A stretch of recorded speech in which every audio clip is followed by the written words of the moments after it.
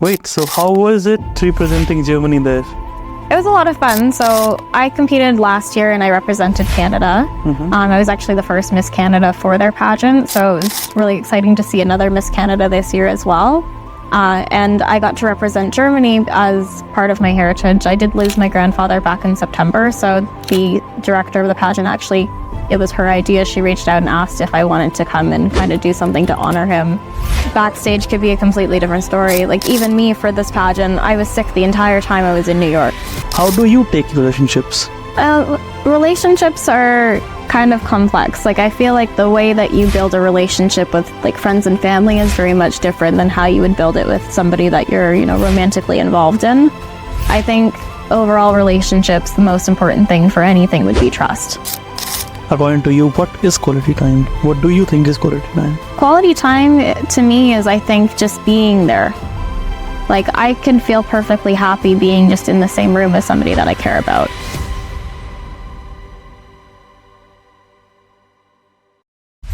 Hello Shelby, how are you doing today? Good, how are you doing? I'm doing good. How was your day? I'm pretty busy, it's average Tuesday. Yeah. So let's start a conversation. Let's start the podcast. So you told me that you were representing as Miss Germany in the recent pageant. Mm-hmm. What was the name of your pageant? Yeah, so it's called Queen of the World. They're based in the US. Mm-hmm. Queen of the World. Yeah. Wait, so how was it representing Germany there? It was a lot of fun. So I competed last year and I represented Canada. I was actually the first Miss Canada for their pageant. So it was really exciting to see another Miss Canada this year as well. And I got to represent Germany as part of my heritage. I did lose my grandfather back in September. So the director of the pageant actually, it was her idea. She reached out and asked if I wanted to come and kind of do something to honor him. So I thought it was kind of neat to be able to do that. And I've never represented a country other than Canada, despite having a few different nationality background-wise. So it's really interesting to see. That's great. So what would you like to say to young girls who are wishing to come in this field, wishing to be Miss Pageants? And what is the reality? How do we approach? What do we do? So every pageant's different. I actually started pageants when I was 15, and I started with the Miss Teenage Ontario pageant. And I found them through a Facebook post. So kind of looking at different types of pageants, trying to find one that kind of uniquely fits you, because there are different categories from even as small children. It's not like toddlers and tiaras. I tell everyone that. It's not little kids running around being screamed at by their parents. It's a lot more relaxed. And it did a lot in terms of character development for me. So I definitely recommend pageants to people who are a little bit shy and timid, looking for a way to step out of their comfort zone. And again, finding pageants that have things that connect with you. I know some pageants have a talent competition and some girls really want to kind of share that. And a lot of people use that as a way to get into singing, dancing, all of that. There's some that are more interview based, like Queen of the World. For Queen of the World, 50% of the score is based off of your interview. So that's kind of why I connected with that one a little bit more, because I definitely believe beauty and brains is kind of the total package, right? There's some that are more focused on runway and helping you get into the modeling industry. So doing your research ahead of time to figure out which one would be more beneficial for you, because of course there's millions and millions of different kinds. Yeah. So looking at on-screen pageants going on and being there in person, what is the difference it makes? What difference you felt? For me, being virtual pageants are a lot different in terms of you're only submitting one thing. So people don't get to know your entire personality, versus going to a pageant, you get to connect with girls from all over the world and make friends. I've done a lot of pageants just in Canada alone. So meeting girls who are all over Canada, I could literally go to Yukon, Northwest Territories, pretty much anywhere in the world, in Canada, and slowly I'm going to know everyone in the world. I could go somewhere and know somebody, and you get to learn little things about their hometowns or their cities and their different cultures, and it's really unique in that component as well.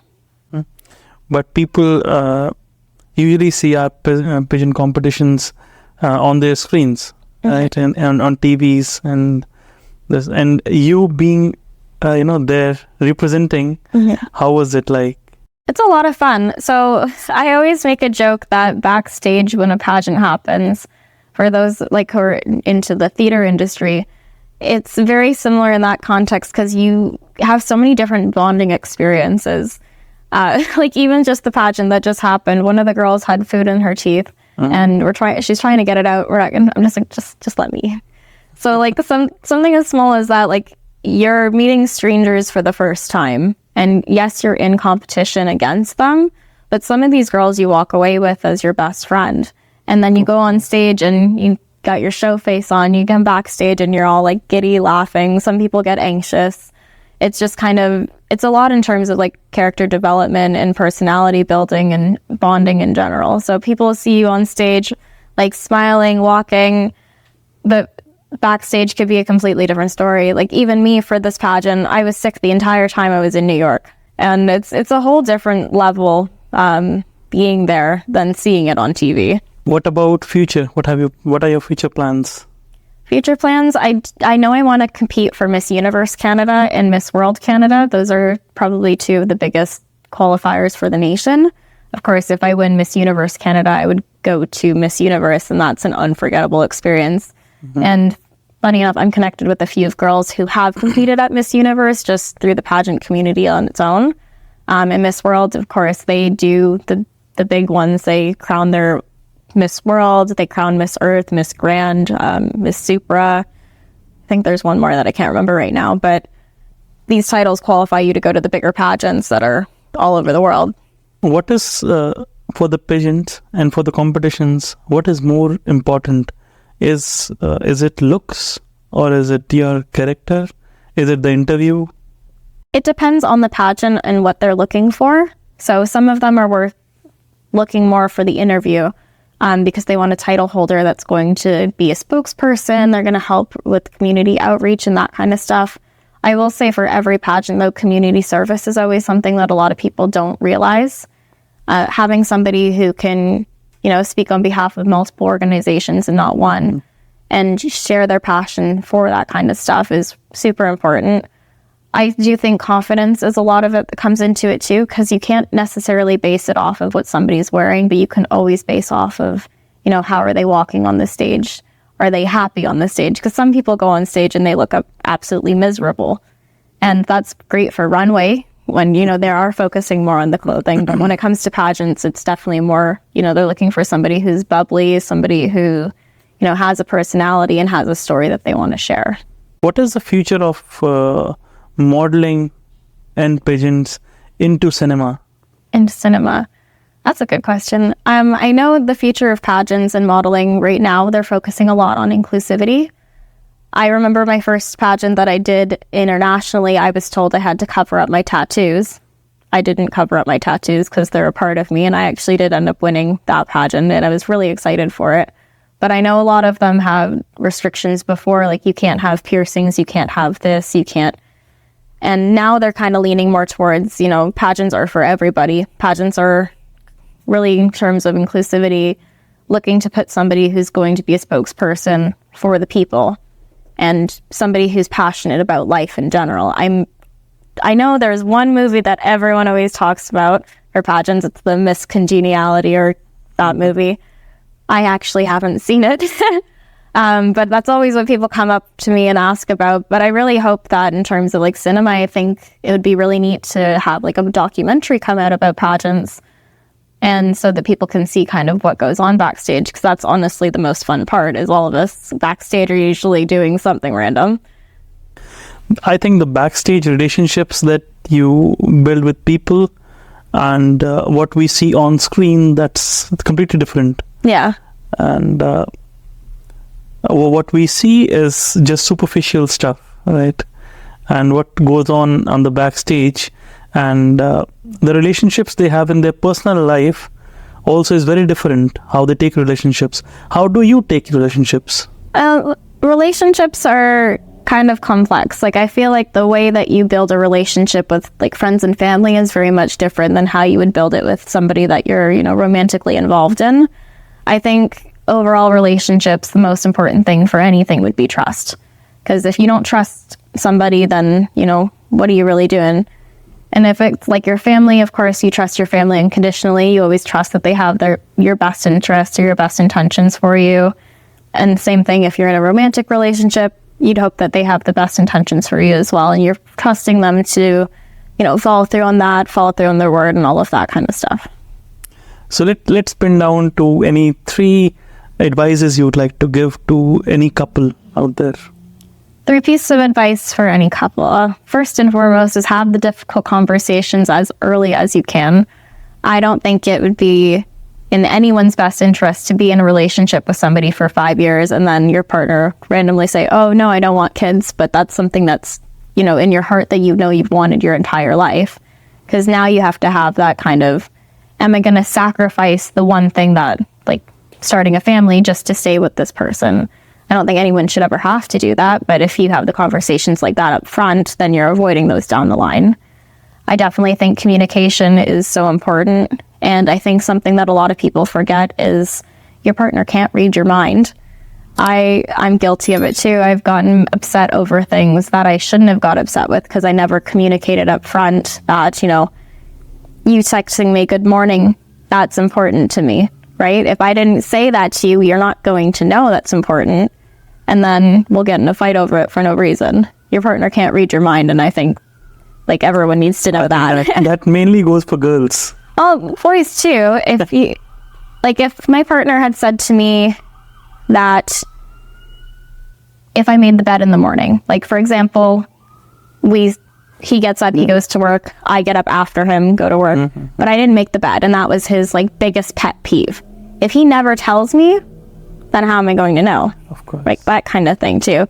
And thirdly, like third piece of advice, I think a lot of people need to focus more on what quality time is and defining what quality time is. Because to what one person thinks is different than what another person thinks. I know for me personally, I think quality time is you can be in the same room doing 2 completely separate things. Like my partner could be playing on an Xbox and I can be sitting there reading, but we're still together. I think that's quality time. But a lot of people think, no, quality time is only going out for dinner. Quality time is dates. Quality time is this. But again, everyone has their own description and their own depiction of what they need. But in general, according to you, what is quality time? What do you think is quality time? Quality time to me is, I think, just being there. Like I can feel perfectly happy being just in the same room as somebody that I care about. But that's not the case for everybody. And I think just making sure that everyone is on the same page when it comes to that kind of stuff. And it kind of goes back to having the conversations up front with your partner that may be difficult, may not be difficult, just making sure that you're on the same page. Of course. What do you think? Are we taking relationships for granted? Are people today taking relationships for granted? Oh, yeah, definitely. I have had friends that have bent over backwards for their significant other, and they never got the same, they didn't get any of it back. You can only give so much, And I think what a lot of people are focusing on right now is nobody's spending that time in that dating period. It's either we go on a couple dates and then nobody wants to proceed forward, and it comes down to, I don't know if it's commitment issues or communication, but a lot of people are they're in and out. And it's hard to find somebody who's going to sit there and ride throughout everything and, be there for the difficult moments and be there for the happy moments. Finding a partner who is on the same page and making sure that they value you and they value the things that are important to you as well really helps kind of strengthen and tie together a relationship. People sometimes start the relationships on falsities. My last relationship, it was during COVID when we started dating. And he was like, oh yeah, I love hiking. I love spending time outside. And I was like, okay, perfect. Because that's exactly what I like. During COVID, there really wasn't much else to do anyway. And then once everything started opening up, I'd be like, oh, you want to go for a walk? No, I don't see the point in walking around pointlessly. There's no destination. Well, it's a walk. You said you like these things. Oh, well, it was just there's nothing else to do. Right? So it's making sure that right off the bat, this is what I'm interested in. And it's perfectly fine for your partner not to have the same interests as you. But for them to kind of pretend that they care, that's, where it kind of gets a little shady. But I think most people pretend in the honeymoon phase, as we say, right? The first 6 months that we call the honeymoon phase. After that, you realize what the personality of an individual is. Before that, you just have this happy phase, honeymoon phase, and you feel like everything is going good. And that's where I think a lot of relationships fail, though, is because they pretend to be interested in things that they're not. They pretend to be somebody that they're not, and they might not even realize it. And when it comes down to it, at the end of the day, if your foundation for your relationship is so important, because 3-4 years down the line, yes, your partner is going to change, you're going to change. That's human nature. We all kind of develop and we grow. But if the foundation's not set where these are my genuine interests, and this is what I genuinely enjoy, and I don't like these things, and that's perfectly fine. If you pretend that you like the things that you don't, you're going to make yourself miserable, and you're going to end up having fights over it, and it's just not worth it. And that's why I think a lot of people aren't taking these things as seriously as they should. Can someone find the best person, as they say? Like someone without flaws, the best for me, they say, right? I believe that. I honestly think that if you love somebody unconditionally and you feel passionate, you feel the butterflies when you're around them, I think you genuinely can find your perfect person. What if tomorrow those butterflies fly away and you don't feel the butterflies anymore? Then you have a conversation about it. And I think as adults sitting down and talking about things again that are difficult, saying like, hey, this just isn't feeling right. If it's a relationship that's been there for a long time, I believe you could probably talk it out and figure out what's the root of the problem and why you're not feeling what you were feeling before. And then, God forbid, fix it. If it's a newer relationship and the person's not feeling it, then maybe that person's just not right for you. Great.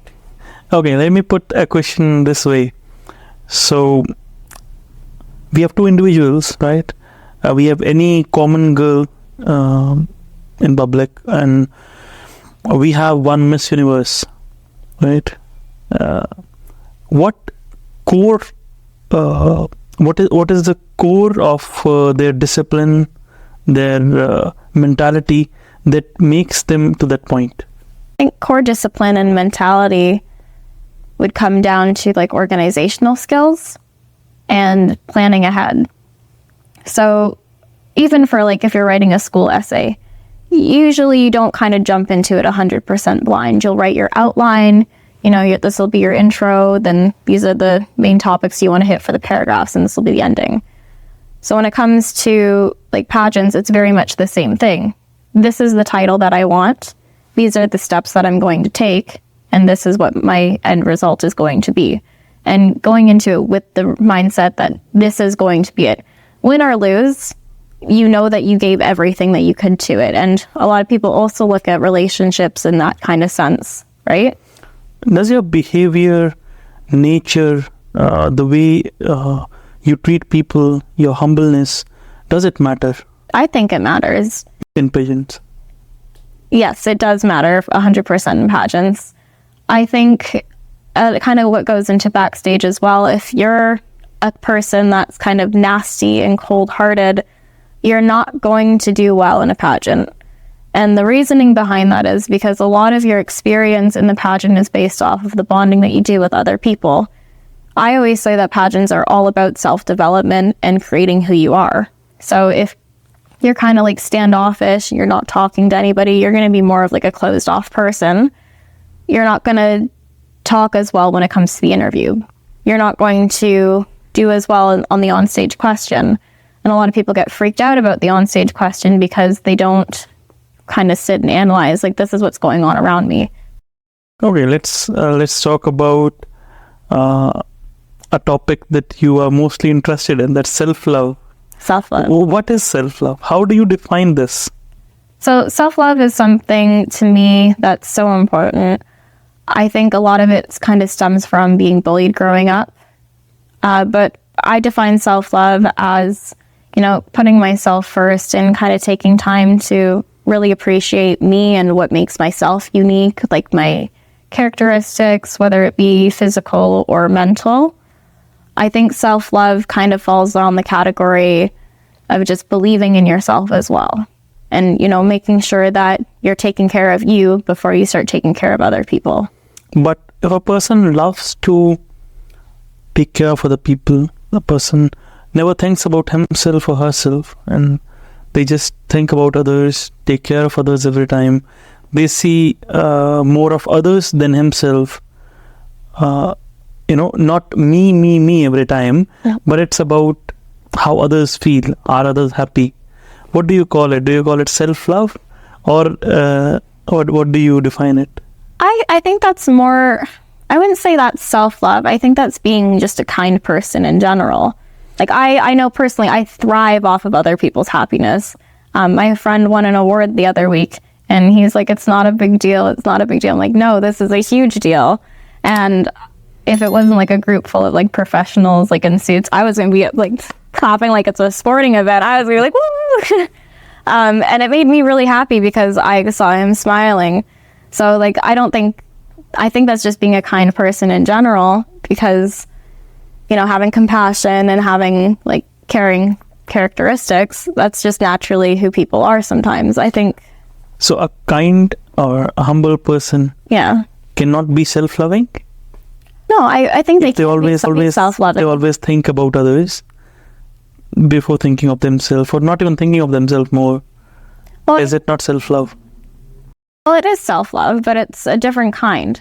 So I think self-love more falls along the sides of, thinking about you and like your embodiment.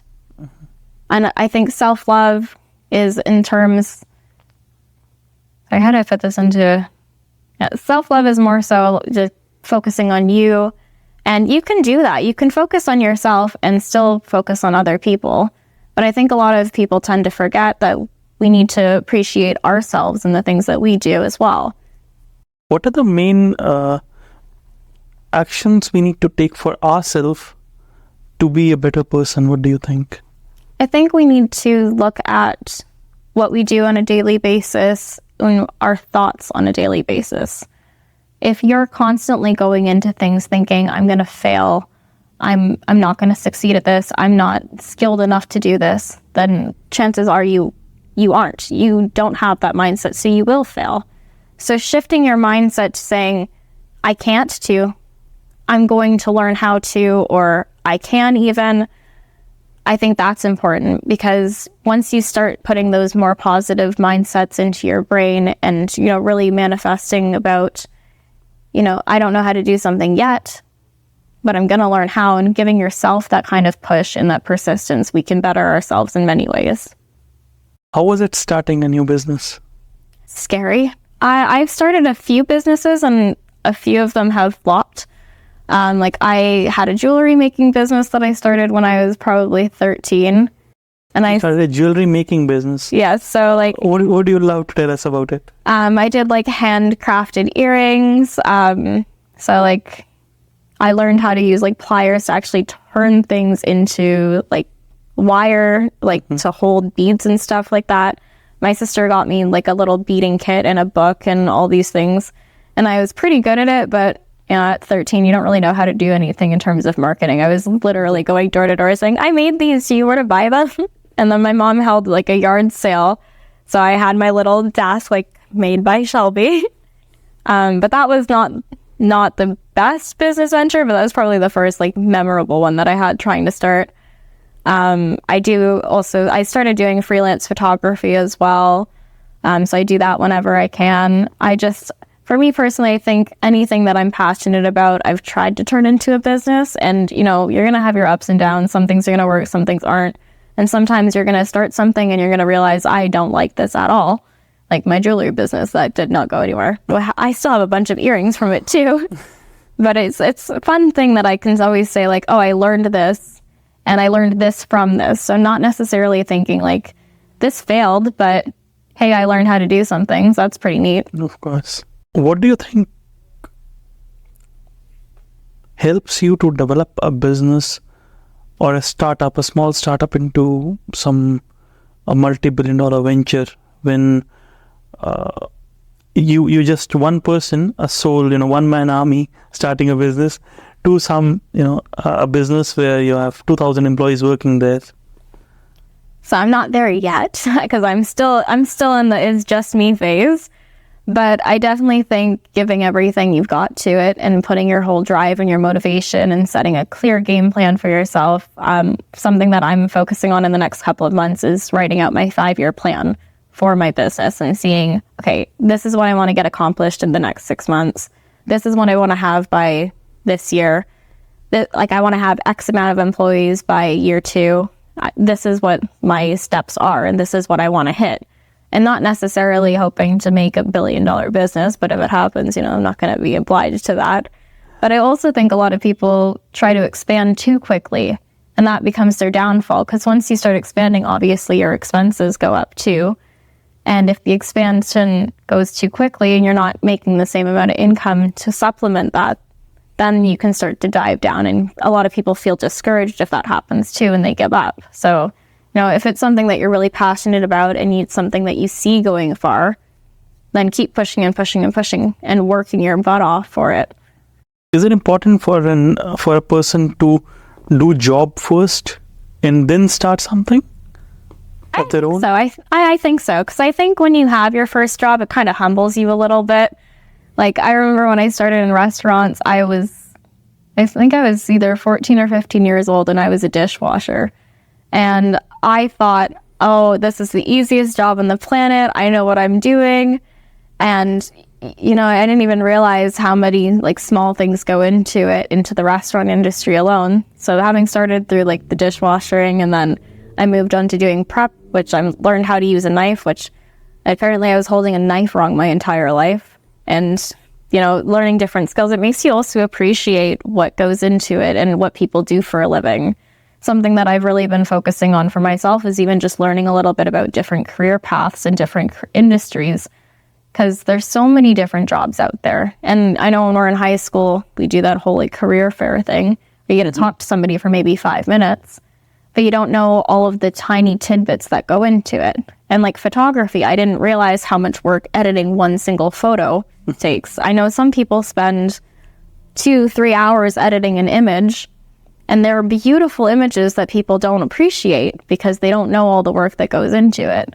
So I think having a job before you start starting your own business and start kind of going off into your own venture makes you a little bit more appreciative of, what people do. And also sometimes you can learn small things that'll help you down the line. Like if I wanted to open a restaurant tomorrow and I had no experience in the industry, no clue, chances are it would probably, all my money would just go straight into the garbage. But working through a restaurant, I feel like if I wanted to open a restaurant tomorrow, if I had the capital to do so, I feel like I would do okay. Because you know the information. Yeah, because I've been there and I've learned through it. And then also can make you connect a little bit better with the employees that you hire down the road. Because you can say, hey, I did all this, that, and the other, so I know how you're feeling, and you can sympathize a little bit with them, right? What do you think is the importance of connections, as you told, right? What is the importance of connections with other startups when you are starting up yourself? I think it's an interesting thing to go through because, we may be in two different industries and we may have two different struggles, but we're both struggling regardless. And then you can have somebody to kind of bounce ideas off of, and learning about different things that people are interested in definitely can help in the terms of, we're both in different industries, but we both, at the end of the day, need some sort of accounting when it comes to business. So that person may be able to refer you to somebody who helps them. And then that person might be able to refer you to somebody who helped that. So making connections, I think, is really important because sometimes it is about who you know and what, not what you know always. And I kind of learned about that from my dad. My dad's a mechanic. And I swear, growing up, we couldn't go anywhere without him talking to somebody because his customers would run into him. And then, word of mouth for business as well is huge when it comes to doing any sort of sales or just kind of getting the name out there. From being a dishwasher at 14 to representing the title of Miss Canada or Miss Germany in pageants? How does it feel? It's crazy. Honestly, my first job, actually, I was 10 years old and I did a paper route. I had my mom sign up for the business because I wasn't legally allowed to. So technically all the paychecks went to her, but I was the one doing all the work. And it's funny, I was telling somebody this story the other day. I wasn't even one of those paper girls that had a bike. I didn't know how to ride a bike until I was in high school. But my dad got one of those transport things, when you're moving furniture. Oh, yeah. He strapped a bucket with like ratchet straps onto that. So we put all the newspapers in there and I would roll it down the street struggling because it was heavier than me. Drop it, go to the door. And it was me and my sister that did it. So it was a lot of fun.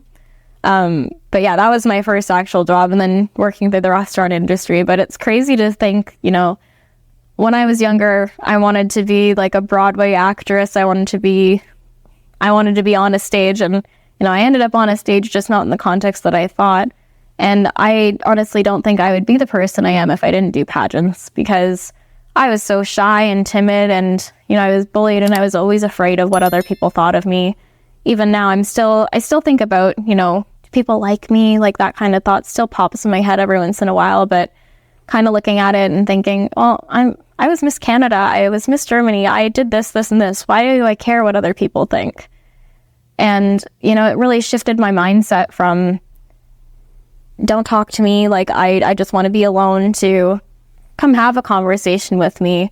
If you're not feeling okay, let's figure out why you're not feeling okay. It's really made me who I am in terms of, like, just being more genuine and actually wanting to have conversations with people rather than going home at the end of the day and just hiding. Talking about all these achievements, there is one big thing people are facing right now, body shaming. People don't speak about it much, but what I have listened from my friends, some of them, and mainly girls, they have a lot of body shaming issues. Mm-hmm. What do you have to say about it? I think body shaming is disgusting, especially now that we're in 2024 and companies like Dove Beauty have their whole You're Beautiful campaign, where they focus on people from different backgrounds and shapes and sizes and showing people, you need to fall in love with yourself. That's also another reason, why I got into pageants. I was constantly nitpicked on, my eye shape. People made fun of my hair. People made fun of everything that they could because they were cruel. And I think body shaming is something that we really need to have more discussions about, because at the end of the day, everyone has their own features that make them unique. And everyone has these things and these quirks about them that make them who they are. And rather than zoning in on thinking it's a negative, we need to start putting in more positivity and saying, yeah, my eyes are small, but not a lot of people have the same kind of eye shape as me. I don't like this part about myself, but I'm not going to love everything about me, So focusing more on positive self-talk and positive reassurance can definitely help kind of squash it a little bit. And, trying to remember that what people say about you is not who you are or what you are. I feel like as you move step by step up in life, each title you achieve makes you more humble, mm-hmm. right? How real is it, do you feel? Honestly, it surprises me even to this day.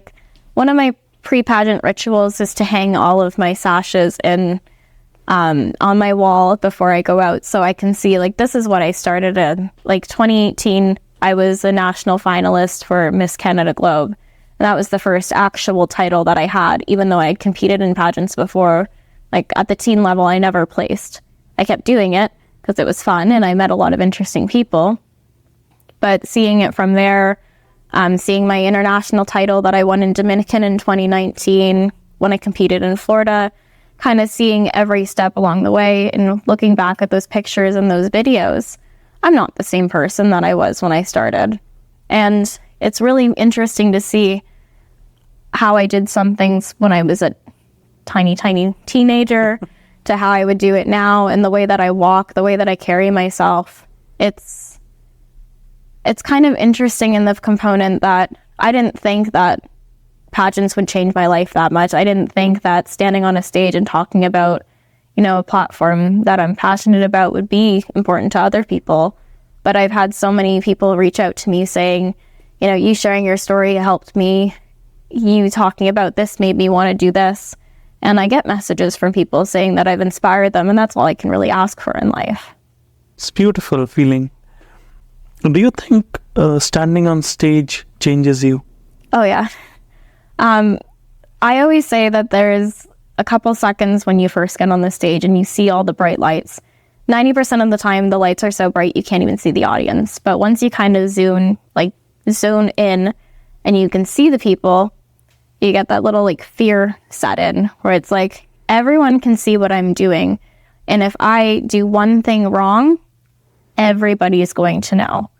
But that's not true. Only you're going to really know what you did wrong.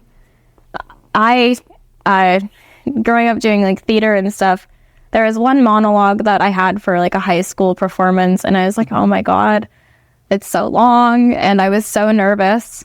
I screwed up half of that monologue. I don't know what I was talking about, but I played it off well enough. I didn't think I did at the time, but I just kept going through. And the thing is, you keep pushing and you keep going and you don't stop. And most people won't notice that you made a mistake. My teacher didn't even notice I made a mistake, and she's the one that assigned the monologue. So it was kind of funny in that component, because I told her after she obviously gave me my mark. I wasn't going to tell her right after I got off the stage, like, I screwed up. I got pretty good mark on that one assignment, and I didn't think I was going to. So it's, not trying to focus on the self-doubt, focusing on being in the moment and just doing that one thing. And then once that one thing's done, now focus on the next thing, and try not to get ahead of yourself and stress yourself out. Because even being on stage, nobody's going to know if you turn over one way or turn the other way. I mean, if you trip, it's not about, the trip. It's about how you get up and how you keep going on. I've even done runway shows where I completely fell downstairs and I stand back up and just keep going. You just got to keep going because it's the only way, right? So you think it's important for every child to come on stage at a particular time in life? Yeah, whether it's on a stage for a performance, you can just walk across the stage for your kindergarten, elementary school, middle school, high school graduation. Everyone doesn't realize it, but there is an opportunity for you to be on a stage, either literally or metaphorically too. Being on a stage could be something as simple as, talking in front of a group of people. I think that could be considered being on a stage. Of course. Oh, great. So, talking about being on stage, you talked about self-doubt, right? Right now, we see it a lot. If we see people in Canada right now, a lot of them are in self-doubt because the education they have and the jobs they're getting.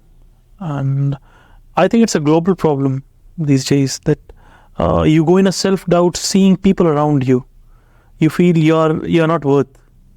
Your self-worth, your existence comes into question. So what do you have to say to those people? I think what we all we're all guilty of is comparing ourselves to other people.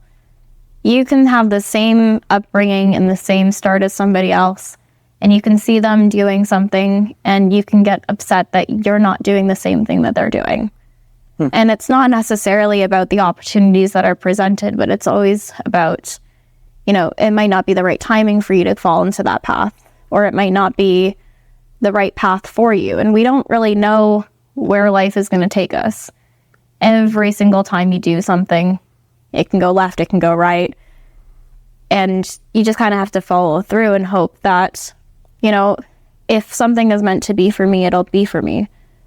I think comparing yourself to other people is probably the worst thing that we can do, and we always do it. And especially I've noticed within pageantry, when I first started, I was always like, oh my God, this girl's walk is amazing. How is she doing this, that, and the other?